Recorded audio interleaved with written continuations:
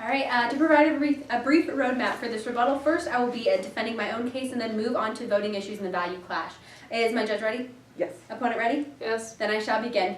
Firstly, I would like to address the attack made on my core value of security. My opponent contended that the security in the criminal justice system is impaired because the plea bargain violates valued security for individuals. She talked about the exoneree problem, but there's an issue with this in that by encouraging prosecutors to, as the system that I brought up in my last rebuttal, by encouraging prosecutors to only address cases that have a high guilty probability with plea bargains, we allow the rate of exonerees to go down over the course of the next few years in the criminal justice system, and therefore we avoid that problem that my opponent brought up. That was essentially the only defense or the only attack made against security.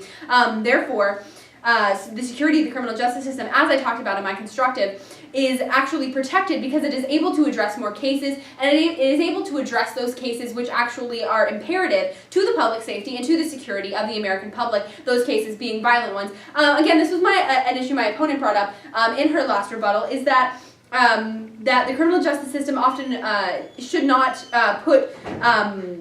say that cases are worth less. But under our current system, because different cases don't have the same amount of punishments,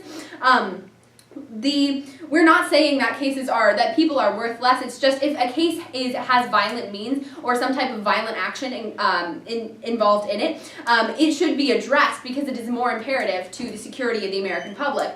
My opponent attacked my value criterion of pragmatism by saying that maintaining the viability and efficiency, we can do this by programs like bench trials. But again, bench trials and she called bench trials public hearings, and I'm sure that they are different than plea bargains because they involve a judge, but there's also, if a defendant feels they have been disenfranchised in a plea bargain, they can bring their plea bargain to a judge and have it reviewed. So then it would be essentially saving time for those individuals who don't feel they have been disenfranchised by a plea bargain. She talked about how because we have these alternatives, it would get rid of the problem of efficiency. But again, by using plea bargains, we allow the criminal justice system to not have to employ the resources needed to contact a jury and to secure times for trials. Even if these are bench trials, the use of plea bargainings as selective tools to achieve security is the most efficient way to achieve security and public safety in the United States.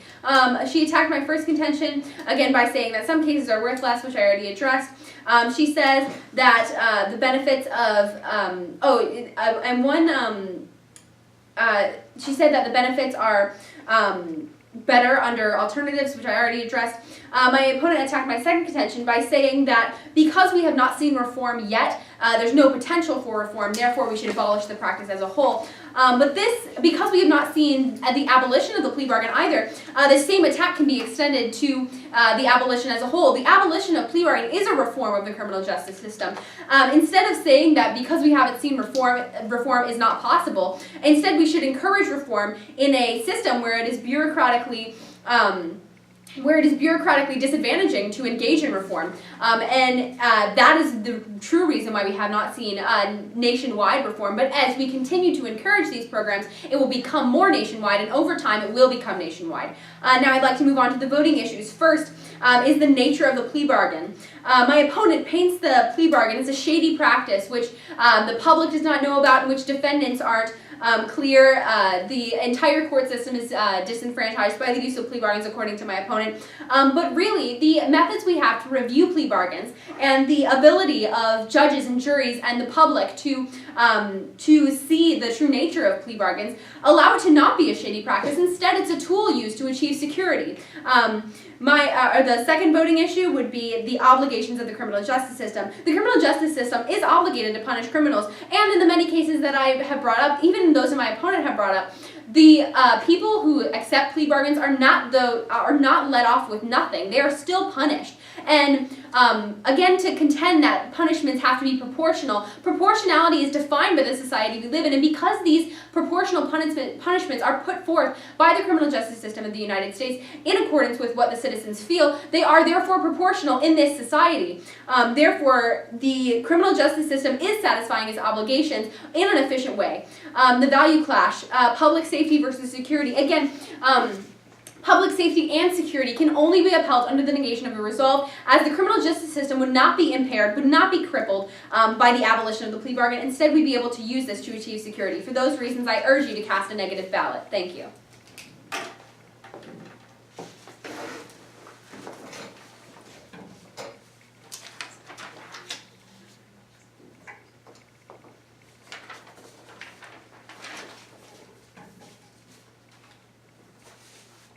Okay, just for a brief roadmap, I will be defending my case and presenting the voting issues as to why you should cast an affirmative ballot. Judge ready? Yes. Opponent ready? Yes. Then I shall begin.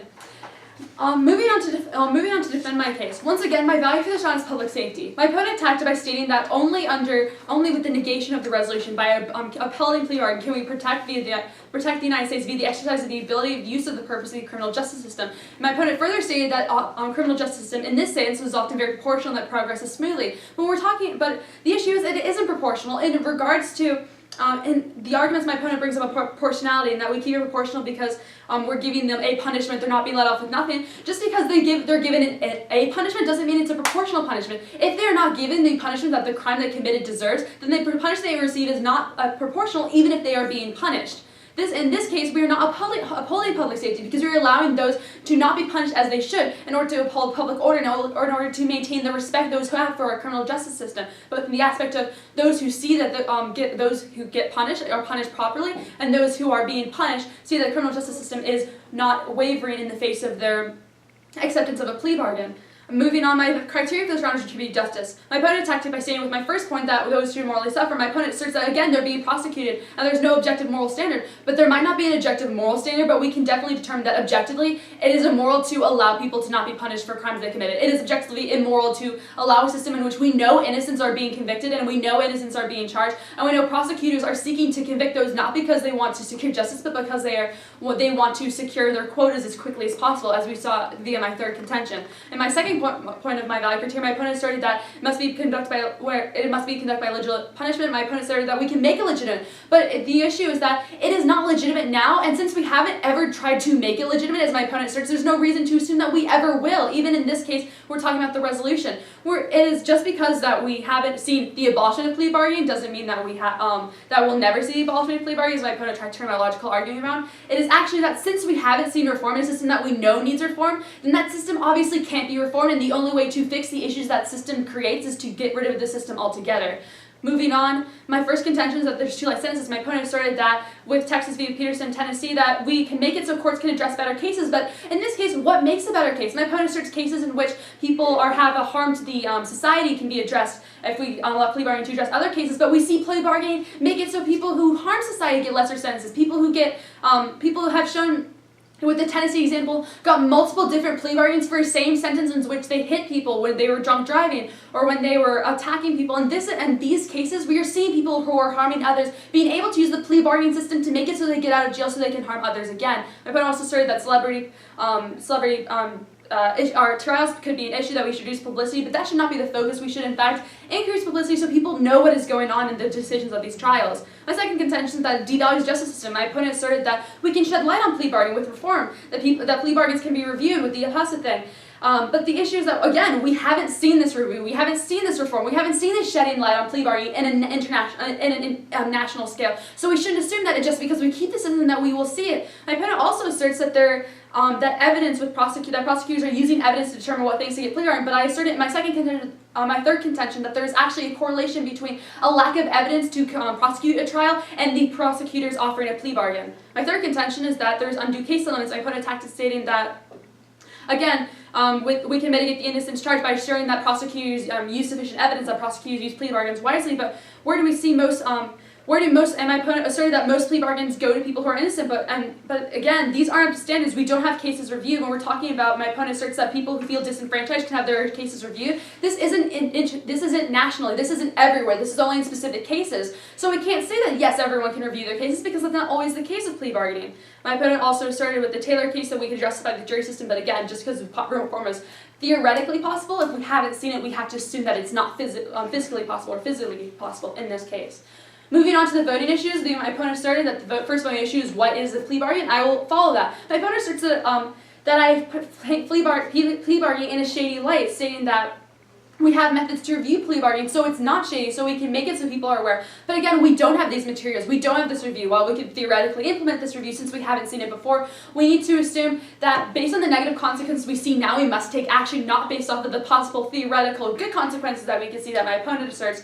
Which again, I assert that the negative consequences, such as jailing innocents, is more morally important to consider than just benefits of fiscal practicality. As I've already asserted, there are alternative methods to plea bargaining that are more moral, that are more just, that give people access to more rights. My opponent asserts the next voting issue is the responsibility of the criminal justice system. My opponent asserts the responsibility is for the criminal justice system to punish people, to make sure that we punish everyone that we need to. But I assert that it isn't just that we are meant to punish people, that we are meant to punish people proportionally. Proportionality is meant to both be a measure to the crime the person committed and also a measure to ensure that they don't commit that same crime again. Now, with plea bargaining, we are allowing people to get lighter sentences, which allows them to get out faster, which allows them to commit crimes more. And we're seeing that. We see repeat offenders often with plea bargains, as we've seen with all these cases. That was what Bowers cited that as an issue with plea bargaining, is that we see these people repeat offenders because they don't respect the system. And we're talking about the final value clash, which is the value of public safety versus the value of security. I assert that the affirmative stands in firm affirmation of public safety as the superior value to security, because if we keep our public safe,